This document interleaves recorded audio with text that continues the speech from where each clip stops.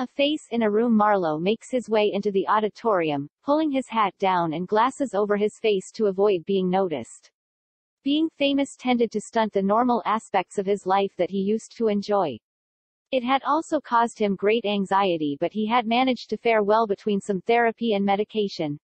This book made him want to know who wrote it. To him it was something on the level of a great author, even if the general public did not see it that way. The young actor looks down at the paperback copy he has in his hands of a book that reads Heretics and Iconography. The spine is badly bent from him spending hours reading it and annotating it. He flipped it open one more time and scanned through some of the passages he underlined. As he closed it, he looked at the picture on the back. A young woman with dyed blonde hair had a slight smirk on the back cover. She had an odd name, Dunya Peters. As he read it, the name stuck with him. Her biography seemed like any other author, graduated with a bachelor's of some sort, had written all throughout her life, and decided to become one during college. Part of him had wondered what the mind behind this novel was like. What had inspired the dark subject matter? Who was the person behind this cunning sense of humor? Who was this person? As he asked these questions to himself, the picture on the back of the book seemed to appear before him at a long table on the stage. As the lights hit her and several of the other authors on the panel, her features were displayed like a painting in a museum, where a specific sort of luminance was shown on them. She was tall, at least in comparison to the other authors. As she pulled out the chair to sit down, her blonde hair swept to one side. The gaze she gave the audience was saturated with an intuitive judgment, taking the darkened member of each face in. Hi, yes, my first question is for Dunya Peters. A young man walked to the front of the mic. Marlo recognized him from events around Los Angeles. He had been interviewed by him at premieres and red carpet events. The man's questions were often invasive, belittling, and even difficult for the sake of media attention. If one could manipulate a celebrity into saying something off-putting or weird, it would be prime for clickbait and a nice paycheck. Yeah, shoot. The blonde pulls the mic forward and leans into it looking a little bored. Her eyes looked sharp and decisive, if not a little dead. The smirk of the woman on the back of the cover is replaced by a straight-lipped glare awaiting the question. What inspired the idea for your book? It has some distinctly religious undertones to it. And I wanted to know if it was criticizing it or praising it. This is interesting since you were raised in the church. As the reporter asked this, Marlo noticed the writer become slightly disheartened at the mention of the church toward the end, as he emphasized it as if it was odd or bad.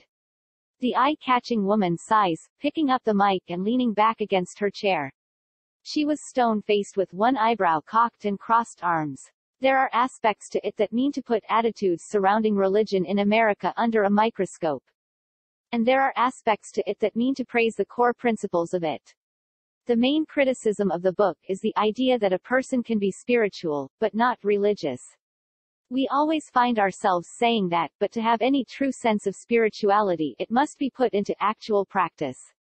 The young woman is about to put down the microphone as the reporter pipes up again. Well, what would you say to those who disagree with you? Her eyes are narrowed at the figure standing in front of her like a dragon that met an intruder in its den. I'd say they're welcome to disagree with me, but they're fundamentally wrong, she spits in a curt voice before passing the microphone to the next writer.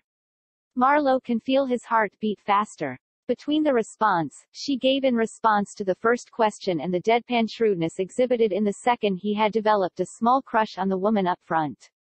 He wanted to meet her. If there was ever a time to use his fame as a net benefit, it was now. He had to talk to her. Opening square bracket ... closing square bracket. Marlo walked back to a hallway of dressing rooms with a security guard. He knocked and opened the door, telling the young woman that someone wanted to meet her. The security guard nodded to Marlo and closed the door. Who's there? Her voice has a raspiness to it. It could be heard as she projected into the microphone but was softer in the quiet room. She made her way out. Instead of business attire, she was now in a pair of sweatpants and a rough-looking t-shirt.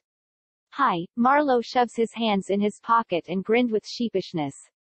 She stared his down from across the room with the same judgment that she had scrutinized the audience with at the beginning of the panel. Hi, the unconventional beauty echoed back. She had Một khuôn mặt trong một căn phòng. Marlo tiến vào khán phòng, kéo mũ xuống và đeo kính che mặt để tránh bị chú ý. Việc trở nên nổi tiếng có xu hướng làm thui chột những khía cạnh bình thường của cuộc sống mà anh ấy từng thích. Nó cũng khiến anh ấy rất lo lắng, nhưng anh ấy đã cố gắng cân bằng giữa một số liệu pháp và thuốc men. Cuốn sách này khiến anh muốn biết ai đã viết nó. Đối với anh, nó là một thứ ở đẳng cấp của một tác giả vĩ đại ngay cả khi công chúng không nhìn nhận nó theo cách đó. Nam diễn viên trẻ nhìn xuống bản bìa mềm mà anh có trong tay. Cuốn sách có nội dung dị giáo và iconography. Cột sống bị cong nặng do anh ta dành hàng giờ để đọc nó và chú thích nó. Anh mở nó ra một lần nữa và lướt qua một số đoạn mà anh đã gạch chân. Khi đóng nó lại, anh nhìn vào bức tranh ở mặt sau. Một phụ nữ trẻ với mái tóc nhuộm vàng có một nụ cười nhẹ trên bìa sau. Cô ấy có một cái tên kỳ lạ, Dania Peter. Khi anh đọc nó, cái tên gắn liền với anh.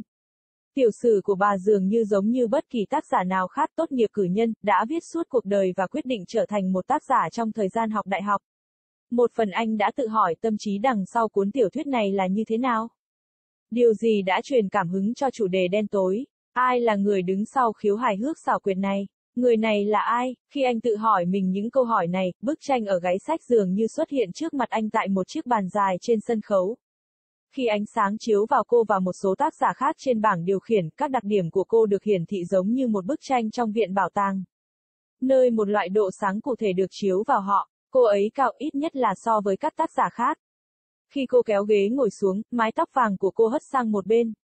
Ánh mắt mà cô dành cho khán giả tràn ngập sự đánh giá trực quan, đưa từng thành viên bị che khuất trong khuôn mặt. Xin chào, vâng, câu hỏi đầu tiên của tôi là dành cho Dania Peter, một người đàn ông trẻ bước đến phía trước micro. Marlo đã nhận ra anh ấy từ các sự kiện xung quanh Los Angeles. Anh ấy đã được anh ấy phỏng vấn tại các buổi ra mắt và các sự kiện thảm đỏ. Các câu hỏi của người đàn ông thường mang tính xâm phạm, coi thường và thậm chí khó để thu hút sự chú ý của giới truyền thông.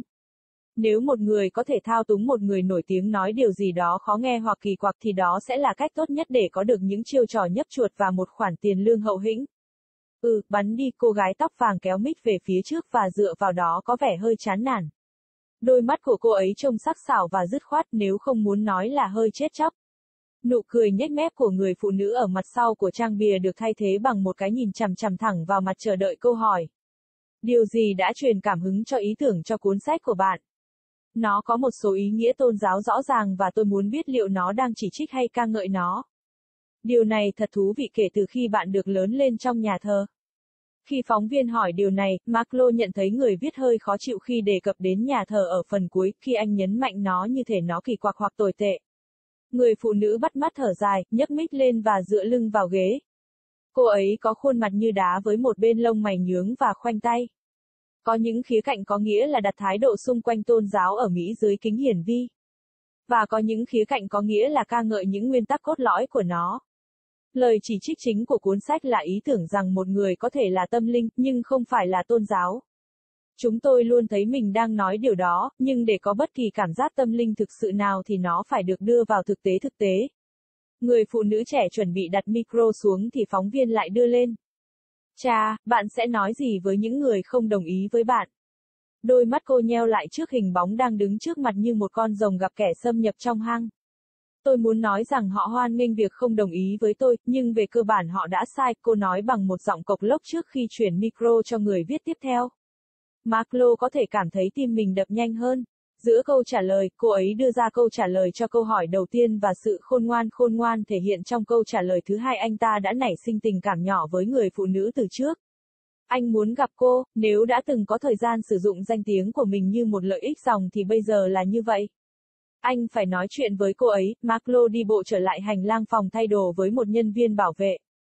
Anh gõ và mở cửa, nói với cô gái trẻ rằng có người muốn gặp cô. Nhân viên bảo vệ gật đầu với Marlo và đóng cửa. Ai đó, giọng của cô ấy có một giọng nói khàn khàn. Nó có thể được nghe thấy khi cô chiếu vào micro nhưng nhẹ hơn trong căn phòng yên tĩnh.